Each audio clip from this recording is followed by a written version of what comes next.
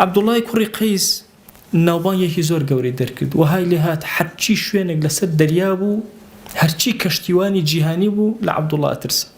ناوبانگێکی زۆر گەورەی دەرکرد و بە ناوی عەبدوڵڵا البەحری، باشە خاوەنی هەموو کارە بەحریەکانی زمانی معاویە ڕەزا و ڕەحمەتی خوای لێبێ.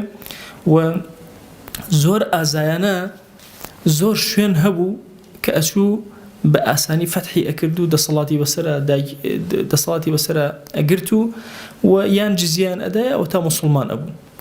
یەکێک لە صیفاتە زۆر مهمەکانی عەبدوڵڵا کە ئەوەندە نەسڕەتی بەدەست ئەهێنا لەژێر ئیمڕەی تایبەتی معاویە ڕەزا و ڕەحمەتی خوای لێبێ، هەر جارێک ئەویست شوێنە داگیر کە خۆی بۆ خۆی ئەچوو ئەو شوێنە، بە ئاسانی ئەچوو ئەو شوێنە، پرسیاری ئەکرد، سەیری ئەکرد، دیڕاسەی شوێنەکەی کرد، ئینجا ئەچوو.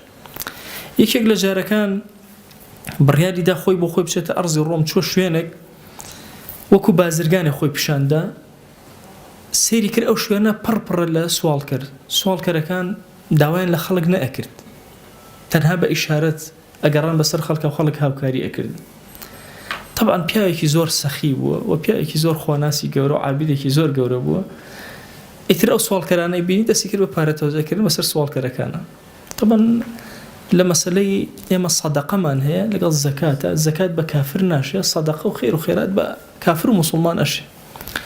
ئەمەش سەدەقەیەک بوو، عەبدوڵڵا دەستی کرد بە بڵاوکردنەوەی ئەم سەدەقە بەسەریانە. سەدەقەیەکی زۆر جوان بوو، تەوزیعی کرد بەسەریانە. یەکێک لەم ئافرەتانە کە سەیری کرد بە پەلە ڕۆشتەوە بە ڕۆمەکانی وتی کورە فریاکەون، قائیدی بەحری موسڵمانان لێرەیە. وتیان تۆ چۆن ئەزانی؟ وتی جلی بازرگانە، بەخشندەی مەلیکەکانە، ئەگەر کەسێ مەلیک نەبێ ئەوە نابەخشێ. ئەخلاقی ئەم کەسە زۆر بەرزە لە ئەخلاقی مەلیکەکانە. بچن هەرچی سێرەکەمەوە ئەو عەبدوڵڵایە کە ئێمە لێ ئەترسی، هەموو جیهان لێ ئەترسێ.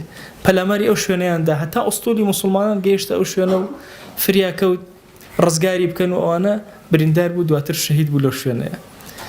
ئەفەرمون هەموو جارە یەکێک لە دوعا زۆر گەورەکانی عەبدوڵڵا بوو خوایان لەناو ئەم بەحر و دەریایە یین و ئەڕۆن یەک موسڵمان نەخنکە. ئەفەرمون حتا وەکو عەبدوڵڵا خۆی شەهید نەبوو یەک موسڵمان نەخنکە، یەک ئوستولی ئیسلامی نەبوو کون ببێ، لێ بدرێ، بشکێ، حاڵەتێک دروست بێ موسڵمانەتیە شەهید بێ ئەبەدەن. ئەڵەن هەمووی بەرەکەتی دوعای عەبدوڵڵا بۆ ڕەزا و ڕەحمەتی خوا لە هەر هەمویان بێ.